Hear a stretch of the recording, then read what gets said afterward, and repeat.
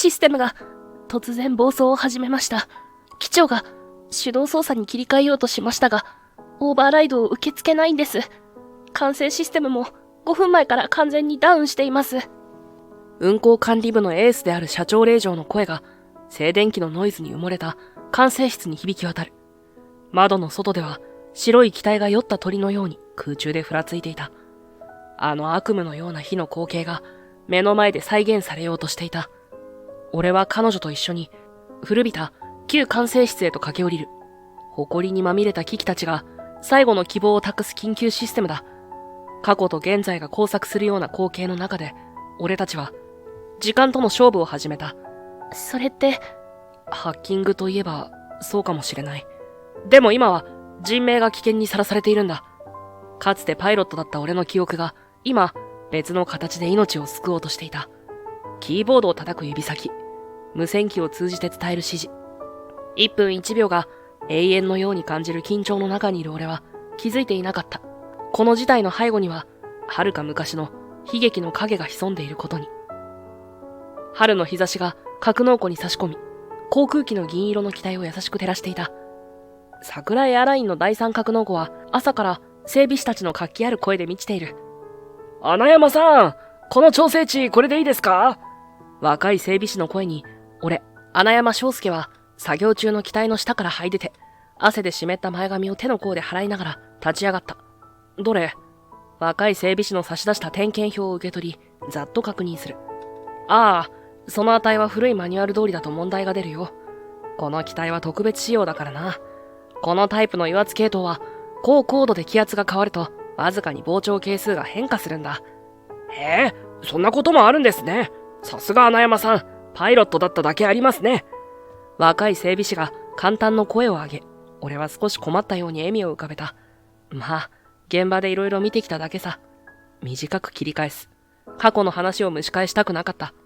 あの日の悪夢のような光景が、今でも、閉じたまぶたの裏に鮮明に浮かぶ。ふと、父の笑顔を思い出した。父もかつては、桜エアラインの誇るエースパイロットだった。父の背中を追って、俺もパイロットの道を選んだのに、今は地上の整備士、運命の皮肉と言うべきか。格納庫の反対側から、作業主任の声が響いた。穴山、B 滑走路の緊急整備依頼が来てるぞ。行ってきてくれるか？了解。工具箱を持ち上げ、俺は B 滑走路へと足を向けた。朝の陽光が格納庫の入り口から眩しく差し込み、その光は俺の後ろ姿を長く伸ばした影のように引き伸ばした。滑走路に向かう道すがら空を見上げる。雲一つない青空。綺麗な弧を描いて飛び立つ旅客機の姿が目に入った。あんな風にこの手で操縦桿を握って大空を駆け抜けることはもう二度とない。そう思うと今でも胸の奥に消えない痛みを感じる。だが今は違う。整備士として地上から飛行機を支える。それもまた飛行の一部だ。いや、むしろ安全を守る最も重要な部分だと言える。一歩間違えば人命に関わる。だからこそ俺は細部にこだわり、時には頑固なまでに安全を追求してきた。B ランウェイに近づくと飛行機の前に整備チームがすでに待機していた。彼らは俺の姿を見るなりどこか安堵の表情を浮かべる。穴山さん、サポートお願いします。担当機は DH4 です。ランディングギアのセンサーに異常が出ています。先ほどの着陸で機長が違和感を報告しました。次のフライトまであと3時間です。わかりました。やりましょう。俺は大きく息を吸い込み、歩を進めた。機体の下に入り込む前に一度だけ見上げた空にはもう先ほどの旅客機の姿はなかった。緊急整備を終え報告書を書くために運行管理部のオフィスに向かった。ガラス張りの近代的な建物の中は滑走路とは対照的に静かで整然としている。キーボードを打つ音や低い会話の声だけが漂う。緊張感のある空気だ。穴山さん、お疲れ様です。声の方に振り向くと、そこには三好さくらさんの姿があった。彼女は社長令嬢でありながら運行管理部のエースとして認められている女性だ。キリッとした目元にいつも真摯な表情を浮かべている。三好さん、お疲れ様です。俺は軽く会釈をした。彼女の前ではなぜか少し緊張する。それは彼女が社長の娘だからだけではない。彼女の仕事に対する真剣さ、プロフェッショナルとしての姿勢が俺を刺激するからだ。先日の B767 の整備報告書を拝見しました。機長からも高評価でしたよ。さくらはそう言って微笑んだ。いやいや、チームの功績です。照れくさくなって俺は手にした報告書に目を落とした。穴山さんの整備報告は他の人と違うんです。単に機械的なチェックリストに従うだけではなく、操縦する側の視点で書かれている。それが私たち運航管理にとってとても有益なんです。彼女の言葉に胸の内が熱くなった。パイロットとしての視点が整備士としての仕事に生きているとは思っていたが、それを誰かに認められるのは初めてだった。穴山さんは以前パイロットだったんですよね。突然の質問に俺の体が固まった。あの日の記憶がフラッシュバックのように脳裏を駆け巡る。真っ赤な警告灯、制御不能に陥るシミュレーター、そして秋雪の叫び声。まあ。なぜやめられたんですか？桜の目はまっすぐに俺を見つめていた。その瞳に嘘をつくのは難しい。でも真実を話すことはできなかった。いろいろあって、整備の方が性に合っていたというか、空を飛ぶより飛ぶものを支える方が向いているみたいでね。俺は曖昧に答えた。桜さんは少し首をかしげた。俺の答えに満足していないのは明らかだった。しかし、それ以上追求はしてこなかった。そうですか。でも、パイロットとしての経験は無駄になっていませんね。むしろそれが今のあなたの強みになっている。そう言ってもらえると救われますよ。本当にそうだった。パイロットの夢はついえたが、その経験を生かして違う形で空に関わることができている。だが、それでも心の奥には操縦桿を握りたいという消えない思いが残っていた。あ、そうだ。次のシステム会議、穴山さんも出席してもらえませんか？桜フライトの導入について現場の意見を聞きたいんです。桜さんが思い出したように言った。桜フライトという名前を聞いただけで背筋に冷たいものが走った。私からの個人的な依頼です。穴山さんなら現場と運航の両方の視点で意見をくれると思って。わかりました。出席します。ありがとうございます。では明日、会議室 C で9時からです。よろしくお願いします。彼女は小さく会釈すると、颯爽と歩き去った。その後ろ姿を見送りながら、俺は深く息を吐いた。報告書を机に置きながら、窓の外を見た。夕暮れの空に飛行機雲が白く伸びていた。翌日、会議室 C に置かれた透明なガラステーブルの周りには、すでに十数名の関係者が着席している。運航部門、整備部門、IT 部門、そして経営陣。俺は少し遅れて入室し、空いている席に腰を下ろした。おはようございます、穴山さん。桜さんが穏やかな笑顔で声をかけてくれた。彼女の隣には他の運航管理部のスタッフたちが揃っている。みんな資料を広げ、緊張した面持ちだ。今日はお集まりいただきありがとうございます。会議室の正面に立った男性の声が静かな空間に響いた。徳川ひばり、システム開発部門の責任者であり、今回の桜フライトの開発主導者だ。50代前半ながら若々しい身のこなしと鋭い目つきが特徴的な男だった。本日は次世代フライトシステム桜フライトの全社導入について最終決定を行います。徳川は大型スクリーンに映し出された資料を指しながら桜フライトの特徴を熱心に説明し始めた。このシステムは従来のフライトマネジメントシステムと比較して操縦効率を 40% 向上させ、燃費を 15% 削減、さらに悪天候下での安全性能も格段に向上しています。導入コストは高額ですが、5年以内に十分な投資回収が見込めます。さらにパイロットの訓練時間も短縮でき、人的リソースの効率化にもつながります。徳川の説明が一段落すると、質疑応答の時間になった。質問のある方はどうぞ。会議室は一瞬静まり返った。みんな徳川の説明に圧倒されていたのだろう。だがその沈黙を破ったのは桜さんの澄んだ声だった。徳川部長、過去のシミュレーション段階での不具合について説明をお願いできますか？桜さんの質問に徳川の表情が一瞬硬直した。俺は思わず彼女を見た。ああ、あの件ですか。あれは操作ミスによる事故です。システム自体には問題ありませんでした。しかし報告書によればシステムの反応遅延が指摘されています。さくらさんは手元の資料を指さした。徳川の顔に焦りの色が浮かぶ。それは初期バージョンの問題です。現在のバージョンでは完全に修正されています。徳川の言葉に会議室の空気が少し緩んだ。穴山さん、整備の立場からこのシステムについてどう思われますか？突然、さくらさんが俺に振った。全員の視線が俺に集まった。その中には徳川の鋭い目も含まれていた。深く息を吸い込んで言葉を選びながら話し始めた。システムの性能向上は素晴らしいと思います。しかし、俺は一瞬躊躇した。が、出かかった言葉は飲み込むことにした。しかし、導入前に徹底的な安全検証が必要です。特に異常気象時の動作やシステム障害時のバックアップ機能について。もちろん、安全性は最優先です。すべての検証項目をクリアしています。徳川は自信たっぷりに答えた。議論は続いたが、徳川の準備は完璧だった。どんな質問にも滑らかに答え、懸念を打ち消していく。しばらくして、会議室のドアが開き、社長の三好晴美さんが入室した。社長の登場に、会議室の空気が一変した。皆、姿勢を正し、緊張感が高まる。議論の様子は聞いていた。徳川くん、素晴らしいプレゼンテーションだ。ありがとうございます、社長。徳川は満足げにうなずいた。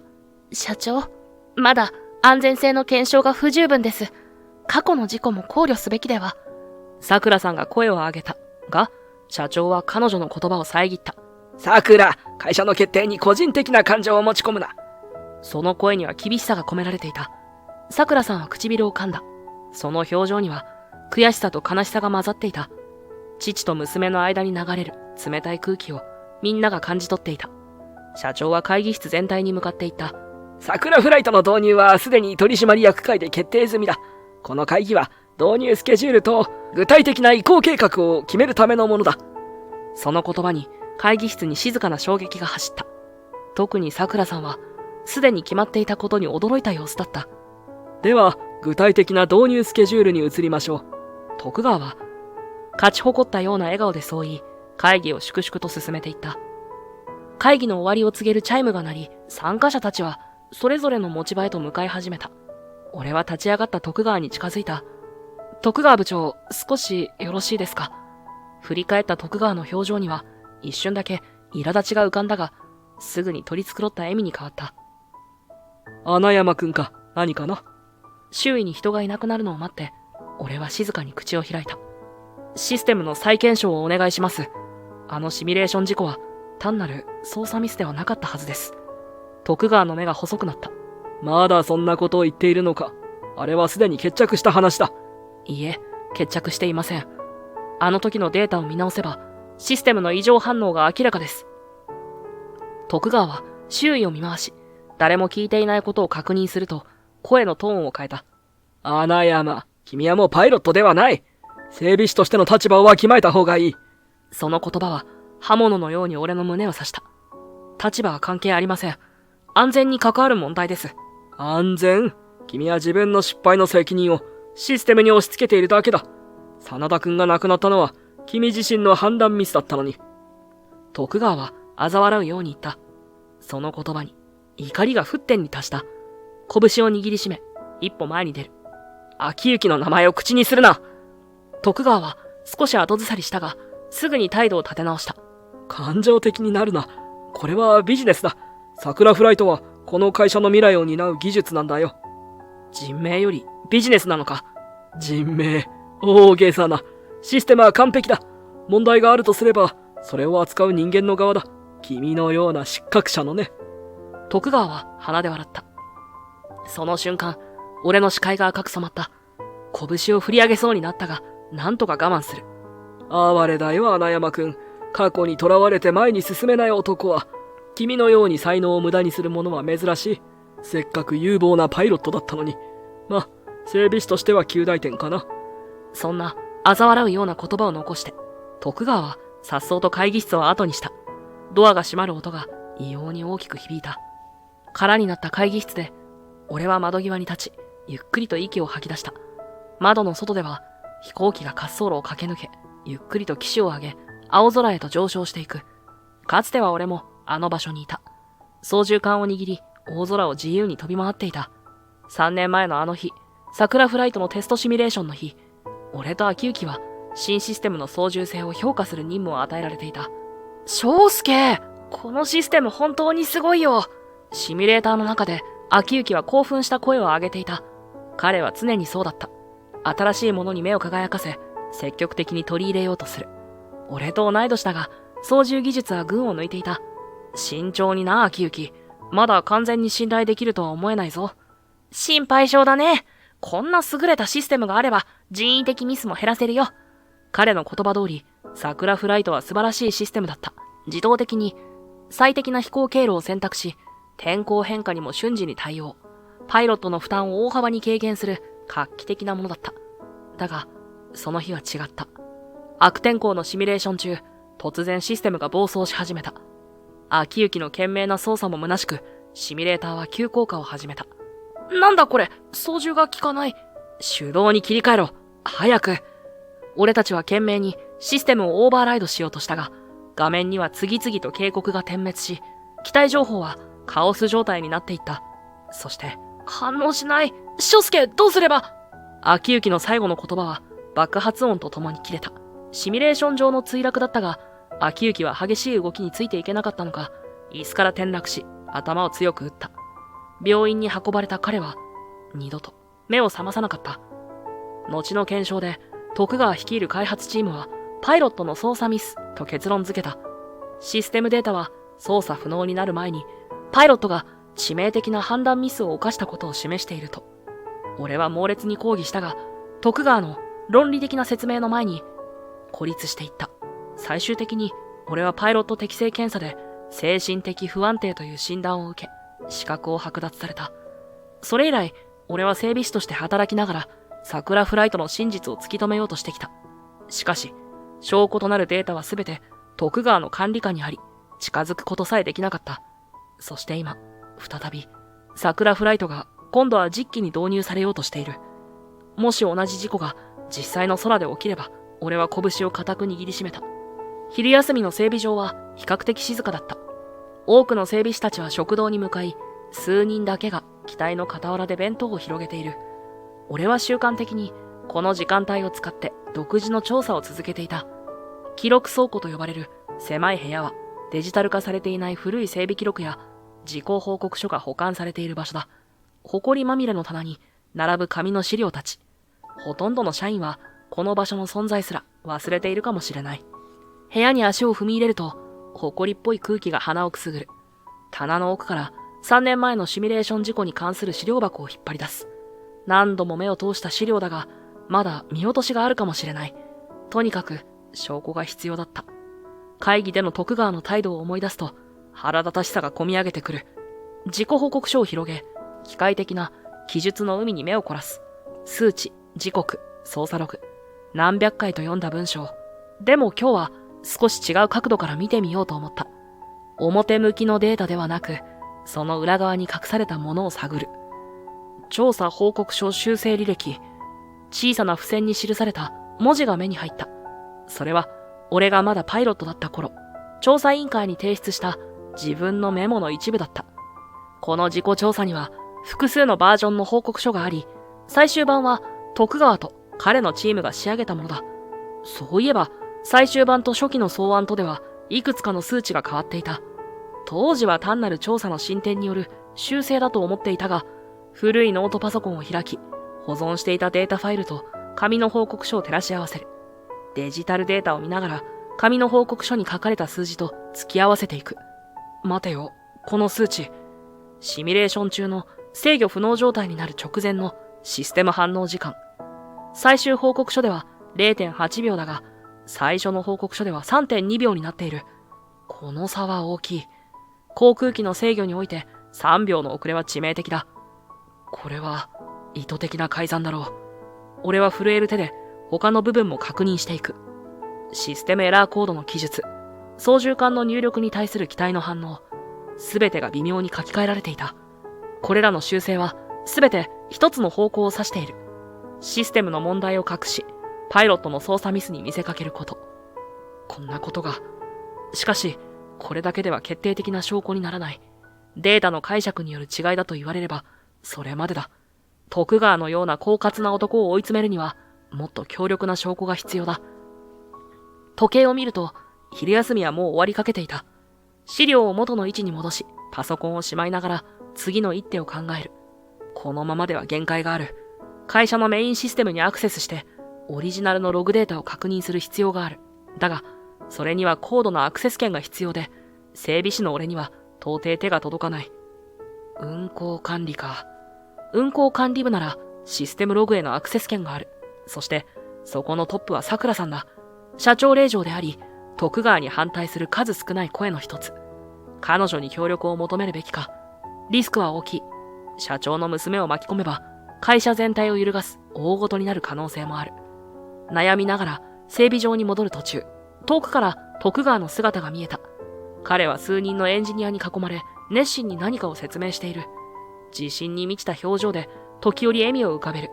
彼のカリスマ性に引き寄せられるように、若いエンジニアたちはうなずいていた。桜フライトの導入準備か。徳川は俺の視線に気づいたのか、一瞬こちらを見た。その目には嘲笑が宿っていた。俺は黙って目をそらし、自分の持ち場に向かった。就業後の運行管理部は、人影もまばらになり始めていた。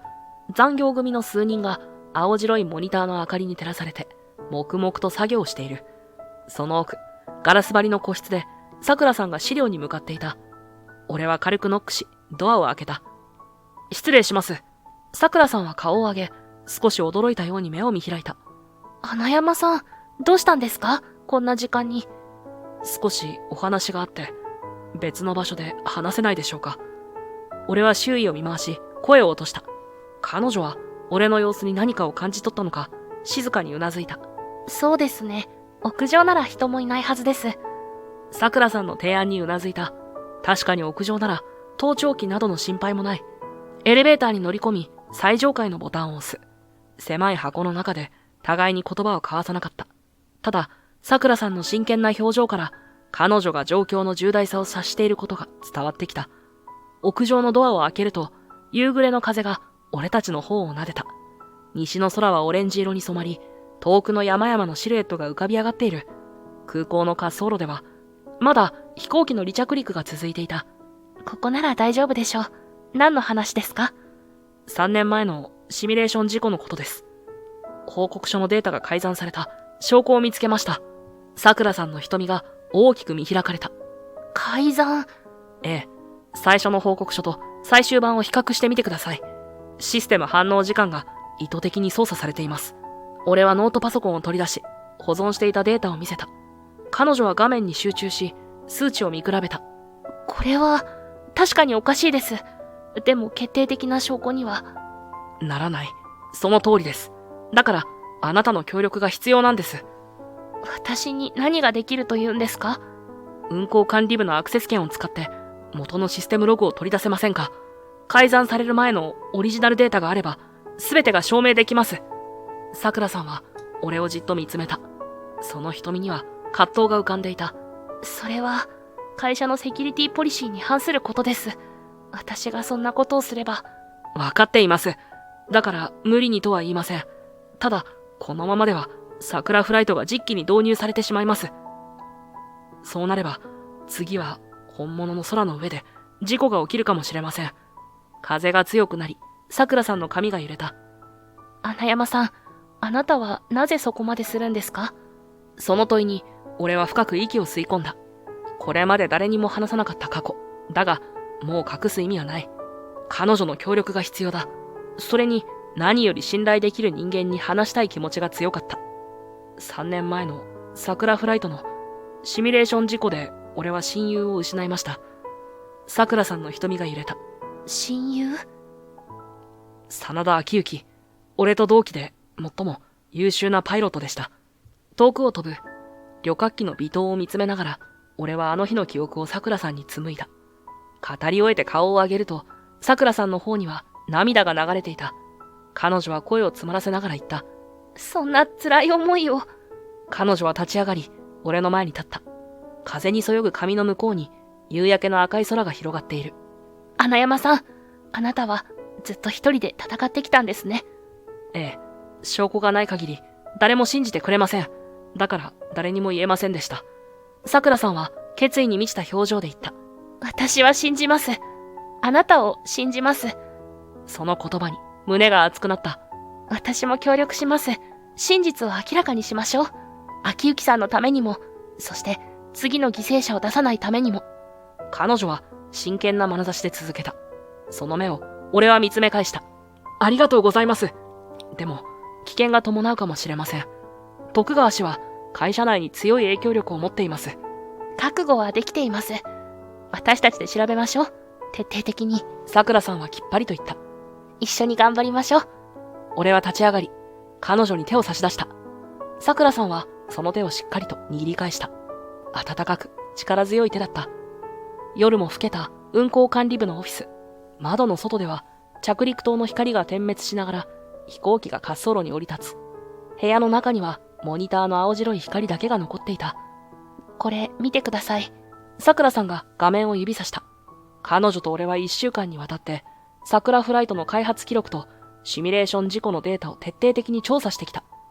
このコード部分、明らかに後から修正されていますね。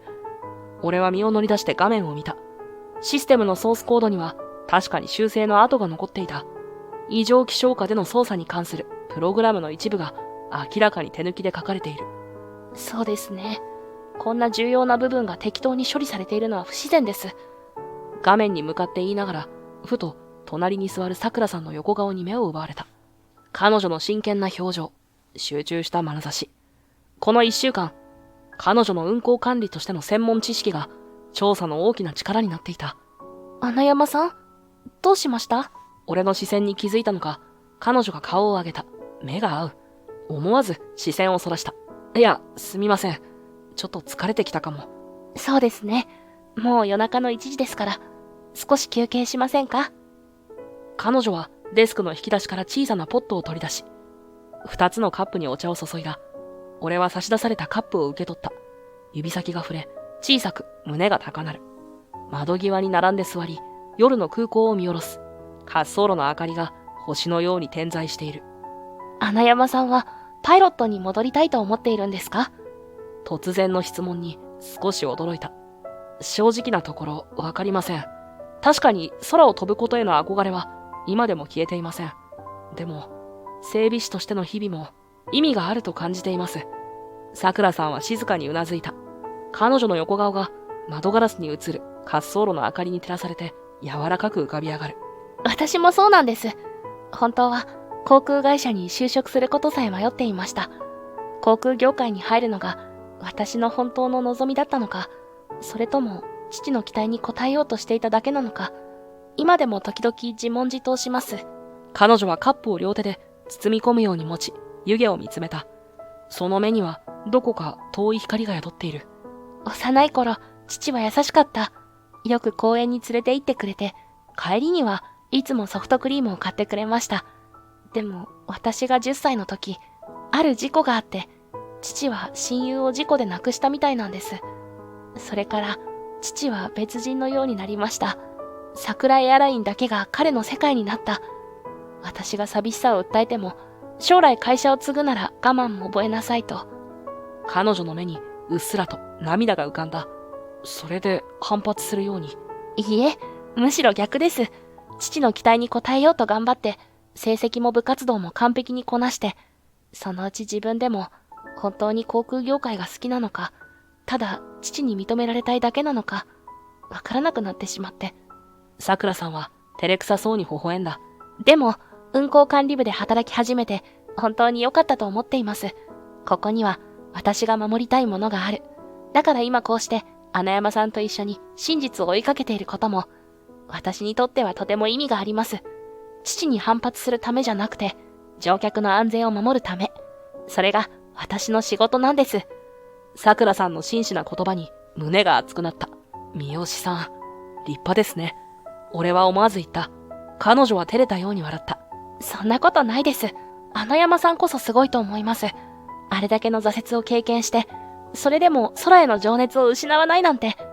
彼女はまっすぐに俺の目を見つめた。その視線に心臓が早金を打つ。続きをしましょうか。俺の言葉に桜さんもうなずいた。コンピューターの前に並んで座り、俺たちは証拠を探す作業に没頭した。モニターの青白い光が俺たちの決意に満ちた表情を照らし出していた。午後の日差しが人事部の窓から差し込んでいた。これが正式な通知書類です。お受け取りください。人事部長は淡々とした声で言い、両手で丁寧に書類を差し出した。俺はしばらく黙ったまま、その封筒を見つめていた。信じられなかった。たった今、突然呼び出されて、そして解雇。頭の中が真っ白になる。これは、どういうことですか？やっと絞り出した言葉に、人事部長は少し視線をそらした。詳細は書類に記載してあります。要約すると、会社の安全方針に反する行動があったと。安全方針に反する行動。思わず声に出していた。この数週間、桜さんと共に桜フライトの欠陥を調査していたことが上層部に漏れたのだろうか。だが、そんなことをしていたなど誰も知らないはずだ。封筒の中を確認すると、正式な解雇通知書と退職金の明細が出てきた。日付は1週間後。理由欄には、過去の自己体験に起因する不安定な精神状態により、社内安全基準の遵守が困難と判断されるため、と冷たく記されていた。こんな理由で、バカな。俺は思わず呆れた声を出した。解雇理由は明らかに事実無根。これは誰かの意図的な策略だ。誰の指示ですか？俺は強い口調で尋ねた。人事部長は一瞬ためらい、それから小さく息を吐いた。徳川部長からの提案で、社長が最終決定をされました。やはり徳川。あの男が俺を会社から排除しようとしているのは明らかだ。桜フライトの導入を阻止しようとする俺の存在が彼にとって邪魔なのだろう。わかりました。俺は立ち上がり、書類を丁寧にカバンにしまった。怒りを表に出しても何も変わらない。この窮地を打開する方法を冷静に考えなければ。人事部を出て廊下を歩いていると、遠くから急ぎ足の音が聞こえてきた。振り返ると、桜さんが息を切らせてかけてきた。翔介さん、聞きました。解雇って本当ですか？彼女の顔には動揺と怒りが入り混じっていた。ええ、今通知書を受け取ったところです。俺の言葉を聞くなり、桜さんの顔色が変わった。こんな不当なこと許せません。今すぐ父に会いに行きましょう。桜さんはきびすを返して歩き出した。慌ててその後を追いかける。社長室の前に立つと、桜さんは深呼吸をした。そしてドアをノックせず勢いよく開けた。社長。社長は桜さんの乱入に驚いたように振り返る。そして彼女の後ろに立つ俺の姿を見て眉を潜めた。桜、ノックもせずになんだ。花山さんの解雇を撤回してください。桜さんはドアを閉めると、社長の前にまっすぐ立った。桜、会社の人事は感情で決めるものではない。穴山くんの解雇は徳川部長からの詳細な報告と推薦に基づいた決定だ。それがどんな報告かは分かっています。過去の自己体験に起因する不安定な精神状態ですって。冗談じゃありません。桜さんの声には怒りが滲んでいた。社長は彼女を一別した後、俺に視線を移した。穴山くん、君の整備士としての技術は認めている。だが最近の君の行動は懸念材料が多い。最近君は通常業務以外の調査活動をしていると報告を受けている。古い自己記録を調べたり、システムに関する不必要な質問をしたり、それらは桜フライトに関連していると思われる。俺は一歩前に出た。その通りです。私は桜フライトに欠陥があると確信しています。3年前のシミュレーション事故もシステムの不具合が原因でした。社長の表情が硬くなった。その件はすでに調査済みだ。パイロットの操作ミスが原因と結論が出ている。その結論自体が改ざんされています。社長、桜フライトの安全性に疑問を持つことがなぜ解雇理由になるのですか？むしろそれこそが私たちの仕事ではないですか？桜さんが静かに、しかし強い口調で言った。社長は立ち上がり、窓に向かって背を向けた。しばらくの沈黙の後、振り返った彼の表情には怒りが浮かんでいた。桜、お前はまだ若い。航空業界の複雑さを全て理解しているとは思えない。桜フライトの導入はこの会社の未来を左右する重要プロジェクトだ。それを妨害するような行為は会社への配信行為と同じだ。妨害ですって？安全性を確認することがどうして妨害になるんですか？安全性はすでに確認済みだ。徳川部長とその優秀なチームが何ヶ月もかけて検証している。それでも事故が起きたら、人命が失われたら、桜の問いに社長の目が一瞬だけ揺らいだ。そんなことは。起きます。3年前のシミュレーションでも起きました。あの時は仮想空間でしたが、今度は実際の空の上です。同じ欠陥が実機にも存在するなら。社長の拳が机を打った。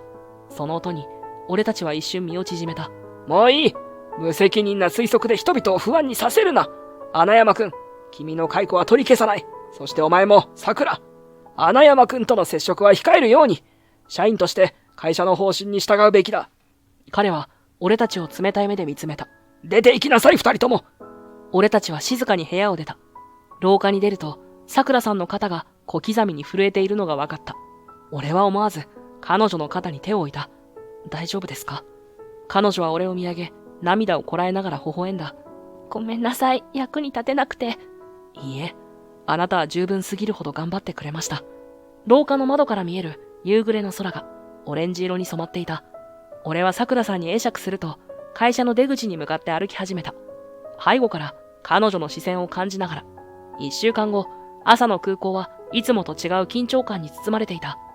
俺は展望デッキの手すりに腕を置き、滑走路の向こうに佇む白い新型機、桜3000を見つめていた。桜フライトが搭載されたその機体は、今日のテストフライトで初めて空を飛ぶ。まもなく、桜フライト初搭載機、桜3000のテストフライトを開始いたします。アナウンスが展望デッキに響き、見物客たちが一斉に滑走路に視線を集中させた。会社関係者、報道陣、航空ファン、いろいろな人間が集まっている。展望デッキの特別エリアには、徳川の姿が見えた。数人の VIP らしき人々と談笑している。遠くに整備士に囲まれた百合機長の姿が見えた。桜エアラインで20年以上のキャリアを持つベテランパイロットが今日のテストフライトを行う。百合機長が搭乗を開始しました。アナウンスが再び響き、ざわめきが広がる。百合さんが機体に向かって歩いていく姿に一斉にカメラのフラッシュが焚かれた。遠くで整備士が機体からタラップを外す姿が見えた。エンジン始動の準備だ。俺の心臓の鼓動が速くなる。桜3000のエンジンが始動し、特徴的な轟音が空港全体に響き渡った。プロペラの回転が加速していく。そして機体がゆっくりと滑走路に向かって動き始めた。ゆりさん、気をつけて。心の中で祈りながら白い機体を見つめる。管制塔では桜さんが見守っているはずだ。何かあった時、彼女の冷静な判断が頼りになる。機体が滑走路の端に到達し、方向を変えて停止した。離陸準備の最終確認だ。俺は展望デッキの手すりを強く握りしめた。指の関節が白くなるほどに。大きな拍手が湧き起こる中、桜3000は青空へと舞い上がった。テストフライトの開始だ。俺の目は空へと消えていく白い翼から離れなかった。テストフライト開始から30分。これまでのところ順調に見えた。皆様、現在桜3000は予定通り特殊気象条件下でのシステム応答テストに移行しております。テストの様子を実況するアナウンスに見物客たちはざわめいている。突然、展望デッキの大型モニターに映し出された機内カメラの映像が乱れた。一瞬の静止画像の後、画面が真っ黒になる。あれ、どうしたんだ？映像が途切れたね。周囲から疑問の声が上がった。俺の胸には嫌な予感が走った。急いで携帯電話で桜さんに連絡するが応答がない。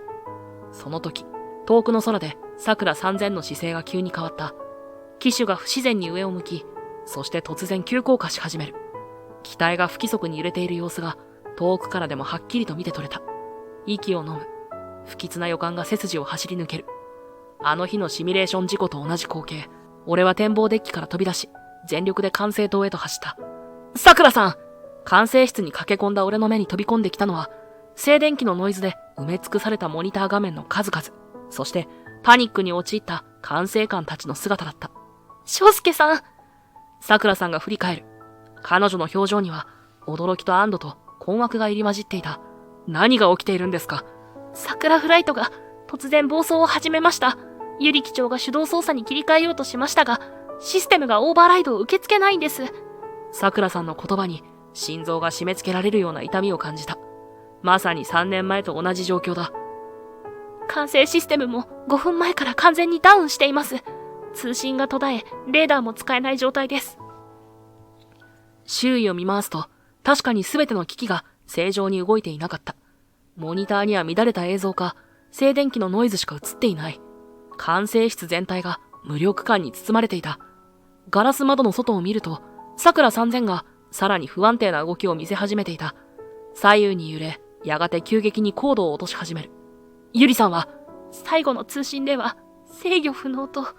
桜さんの声が震えていた。視界の端で誰かが頭を抱えて崩れ落ちるのが見えた。他の管制官たちも顔を青ざめさせている。このままでは。言葉を飲み込む。誰もが同じことを考えていた。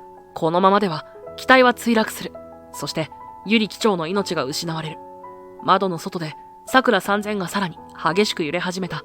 誰かが息を飲む音が聞こえる。バックアップシステムは？俺は桜さんに尋ねた。試しましたが、メインシステムと同時にダウンしています。まるで誰かが意図的にダウンさせたみたいに。旧管制室のアナログ機器も使えないんですか？俺の問いに桜さんははっと目を見開いた。行ってみましょう。俺たちは旧管制室内に向かった。埃をかぶった制御パネルとモニター、そして古いパソコン。90年代の機器が並ぶ光景は、まるでタイムスリップしたような錯覚を覚えさせる。これは、古いタイプのワークステーションが目に入った。俺はすぐにそれに駆け寄り、電源ボタンを押した。翔介さん、それは旧型のシステムです。もう何年も動いていないはず。桜さんの言葉を背に、モニターが薄暗い光を放ち始めた。古い OS の起動音が鳴り、埃まみれの画面に文字が浮かび上がる。生きてる。俺は息を飲んだ。そして、急いでキーボードを操作し始めた。何をしているんですか？桜さんが俺の横に立ち、モニターを覗き込む。このワークステーションは昔のバックアップサーバーに繋がっているはずだ。もし現在の管制システムがそのアーキテクチャを継承しているなら、指が素早くキーボードを叩く。コマンドラインのインターフェースに次々とコードを入力していく。パイロット時代の訓練でシステムの基本構造は学んでいた。そして整備士として内部構造についての知識も持っている。翔介さん、それって。ハッキングといえばそうかもしれません。でも今は人命が危険にさらされているんです。彼女は迷わずうなずいた。手伝います。桜さんも隣のデスクで別のコンピューターを起動させ、セキュリティを突破するための作業を始めた。二人で協力し、古いシステムの奥深くへと侵入していく。あった。旧型のモニター上にネットワーク構造図が表示された。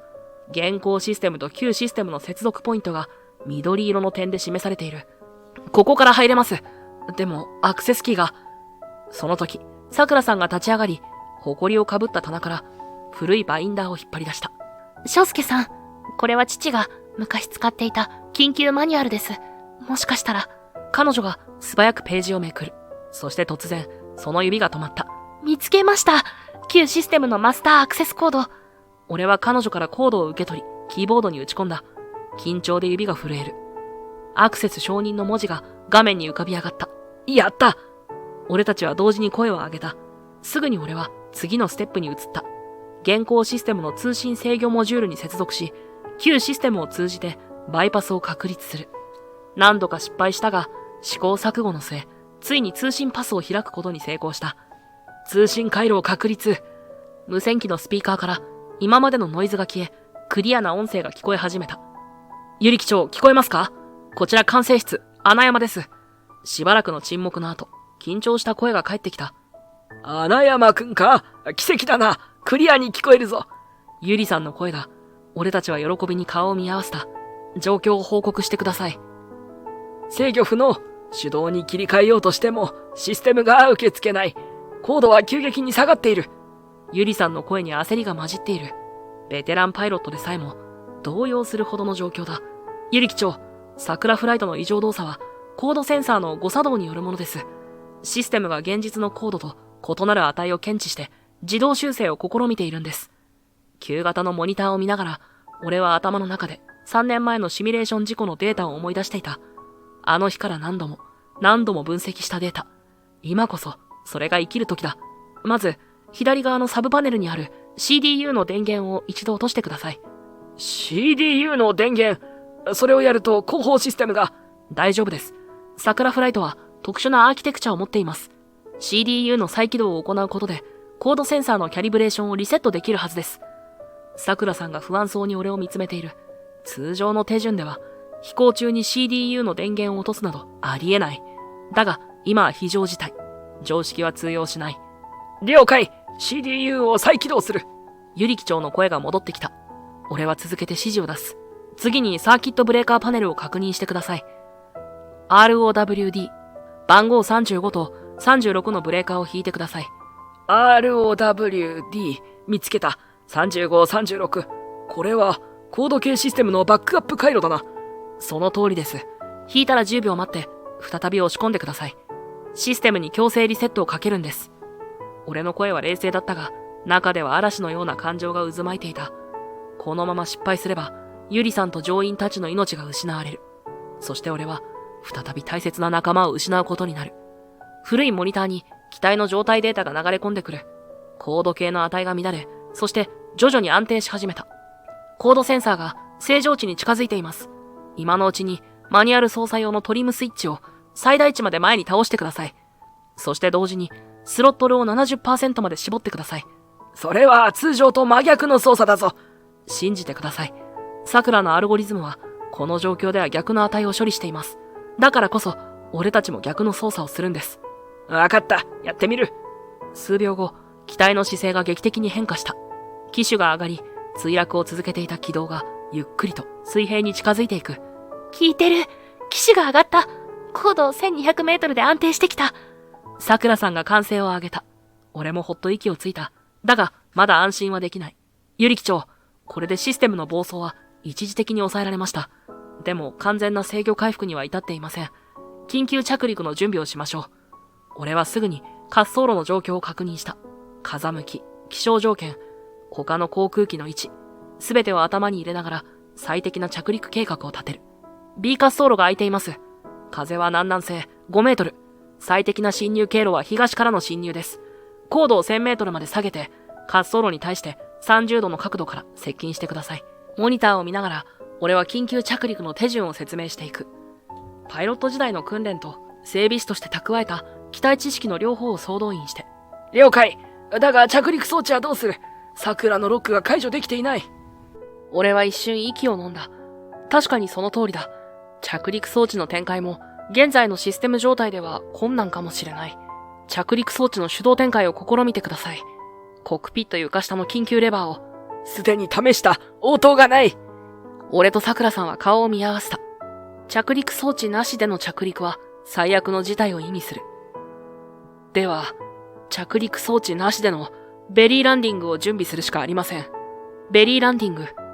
機体の腹で直接滑走路に設置する危険な着陸方法だ。被害を最小限に抑えられるが、わずかなミスが大惨事を招く。了解。ユリ機長の声には覚悟が滲んでいた。桜さんは管制室に戻り、職員全員に向かって声を上げた。皆さん、聞いてください。B 滑走路での緊急着陸を行います。消火チームと救急隊を配置して、滑走路上の全障害物を排除してください。彼女の指示で部屋の空気が変わった。全員が役割を理解し、迅速に行動し始める。俺は再びマイクを握った。ユリ機長、滑走路に向けた最終アプローチです。高度900メートルからの降下を開始してください。降下率はできるだけ緩やかに。モニターに映る桜3000は、まるで傷ついた鳥のようにふらつきながらも、確実に滑走路へと近づいていった。残り100メートル、全員着陸姿勢を。息を飲む瞬間、桜3000の機体が滑走路に接近する。設置。機体の腹が滑走路に擦れる金属音が無線越しに轟いた。火花が散り、長い痕跡を滑走路に描きながら、機体は徐々にスピードを落としていく。まるで永遠とも思える時間が過ぎ、ついに機体は完全に停止した。停止確認。機体安定。ユリ機長の声に、歓喜の叫びが管制室に響いた。桜さんは俺に抱きついた。やりました。やりましたよ、翔介さん。彼女の目には涙が光っていた。俺も感情が溢れて、思わず彼女を抱きしめる。滑走路では、緊急車両が全速力で機体に近づいていた。窓ガラス越しに、乗客たちが無事に機外に脱出する様子が見える。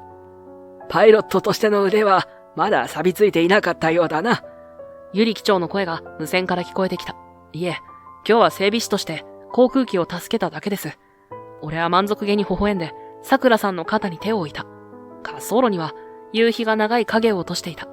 ベリーランディングによって傷ついた桜3000が炎と煙に包まれることなく、そこに誇らしげに佇んでいた。奇跡的な生還。すべての命が救われた瞬間だった。テストフライトから3日後、桜エアライン本社の大会議室は異様な緊張感に包まれていた。長いテーブルを挟んで、会社の幹部たちが重苦しい表情で座っている。一方の端には、徳川が不安げな様子で腰掛けていた。対面には、俺と桜さんの姿があった。では、事故調査委員会の報告書に基づいて、桜フライトの異常動作の原因について、穴山くんから説明をお願いしたい。常務取締役の重厚な声が静まり返った会議室に響いた。俺は立ち上がり、用意したタブレットの画面をメインディスプレイに映し出した。はい。調査の結果、桜フライトの異常動作の原因は、コードセンサーとシステム間の同期処理に存在するバグでした。タブレットを操作すると、ソースコードの一部が大きく表示された。赤く囲まれた部分が目を引く。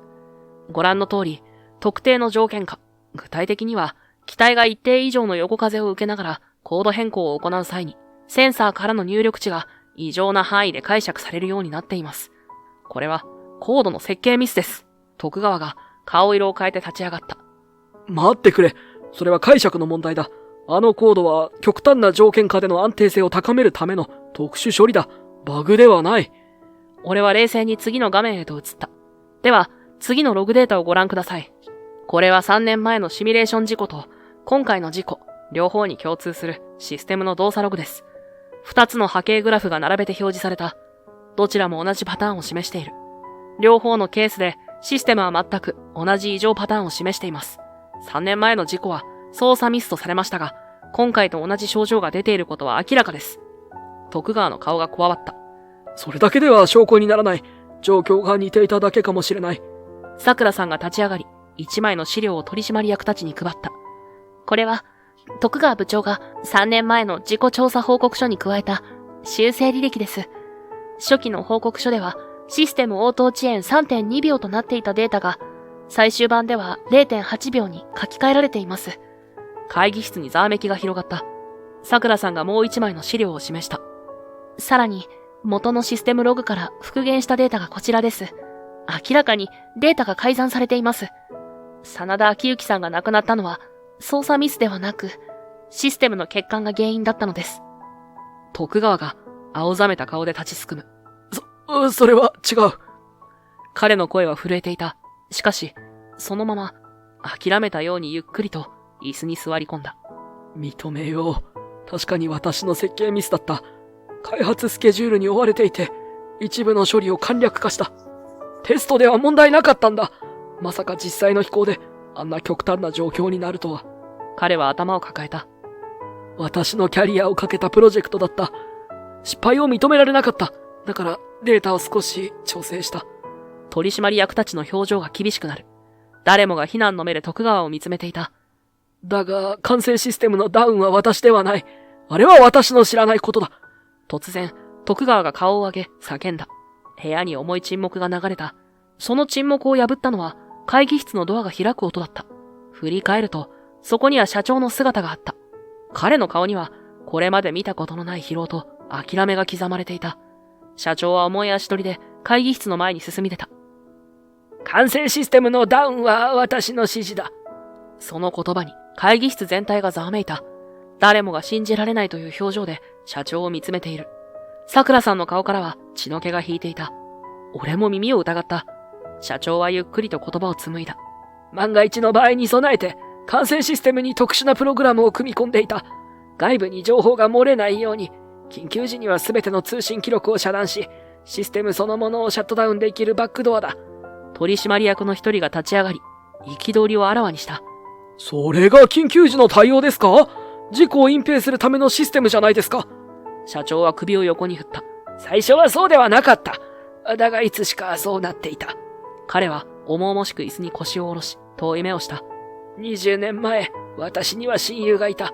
穴山俊介。翔介くんのお父さんだ。俺は息を飲んだ。父の名前が突然出てきたことに、心臓が早金を打つ。彼は素晴らしいパイロットだった。私たちは共に桜エアラインを立ち上げ、夢を追った。だが、事故で彼を失った。社長の目に涙が浮かんだ。事故当時、私は管制官だった。彼の最後の更新を聞いたのは私だ。システムに問題があると言っていた。だがその証拠は残らなかった。事故調査では、パイロットの操作ミスという結論になった。俺の体が震えた。父が亡くなった理由が操作ミスだったことは知っていた。だが、真実が違っていたとは。それ以来、私は同じ過ちを繰り返さないと誓った。だから、管制システムを改良し、すべての通信が記録されるようにした。だが同時に、もし何か起きたとき、真実が隠されないようにするためのバックドアも作った。それが次第に事故を隠蔽するための手段にすり替わっていった。社長はゆっくりと立ち上がり、会議室の全員に向かって深く頭を下げた。私の判断ミスで多くの命が危険にさらされた。穴山くんと桜の勇気ある行動がなければ、取り返しのつかない悲劇になっていただろう。すべての責任は私にある。俺は社長を見つめた。父の親友だった男。その悲しみと罪悪感が彼をこんな行動に駆り立てたのか。私は社長を辞任する。そしてすべての責任を取る。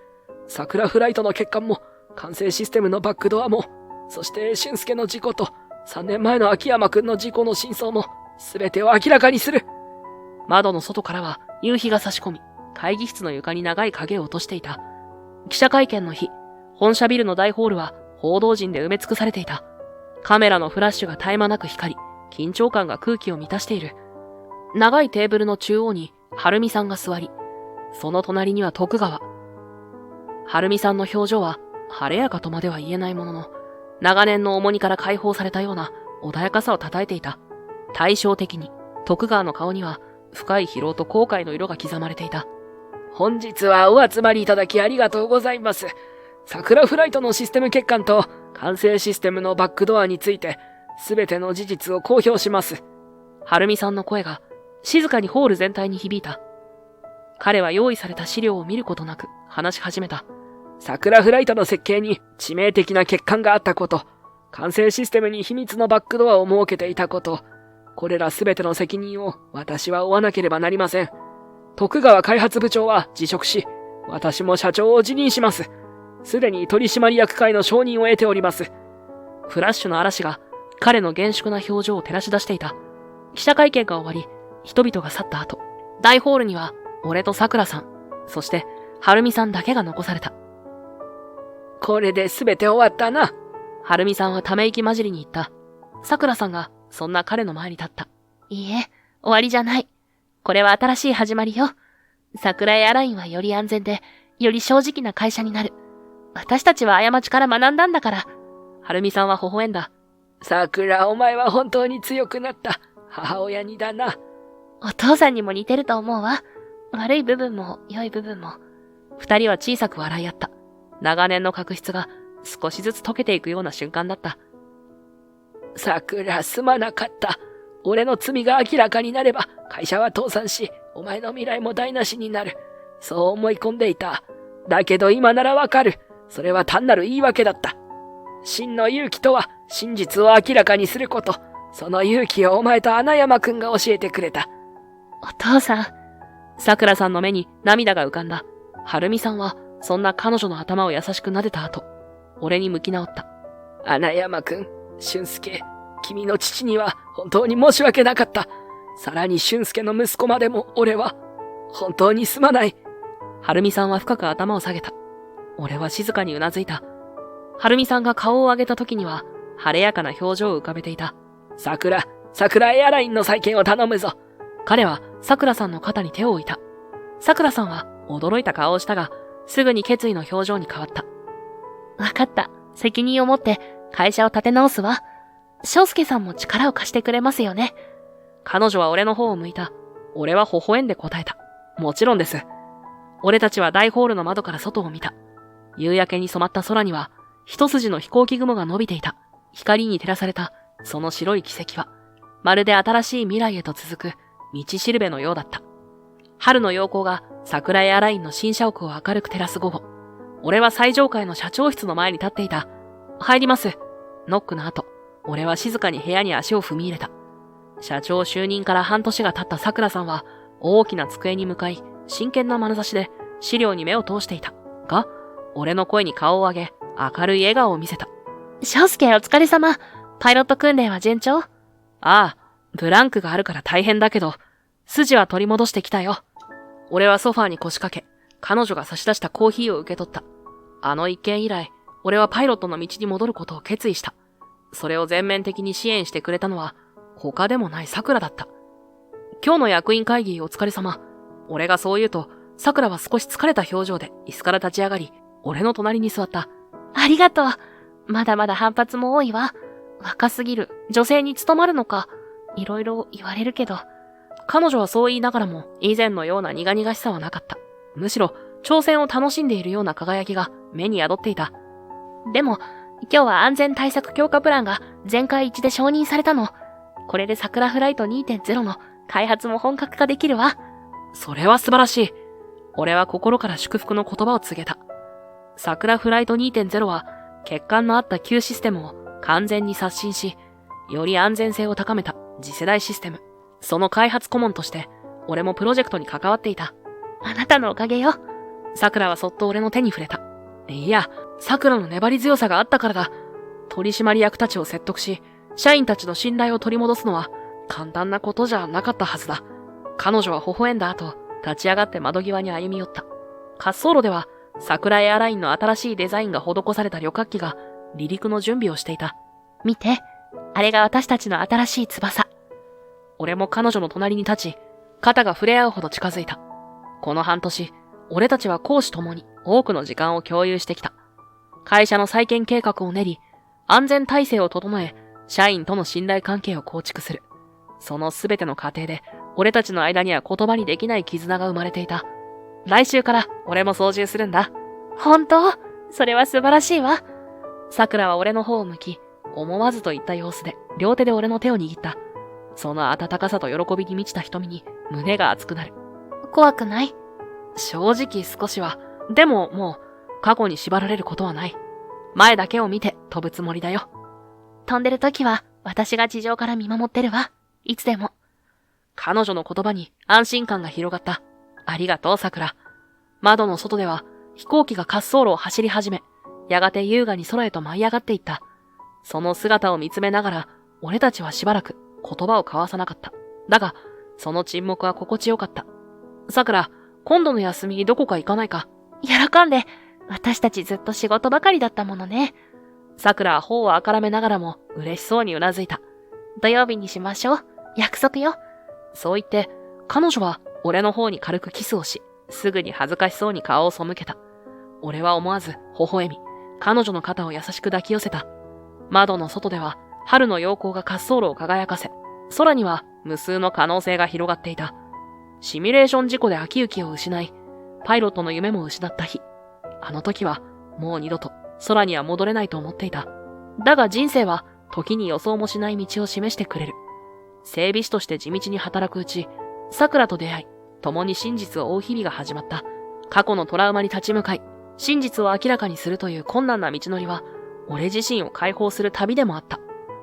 過去と向き合い、隠された真実を暴くことで、俺は自らの中の鎖を解き放った。今、再びパイロットとして、空に戻る俺の心には、もう恐れはない。過去の傷は消えはしない。それでも、前を向いて進む勇気さえあれば、人は何度でも、再び飛び立つことができるのだ。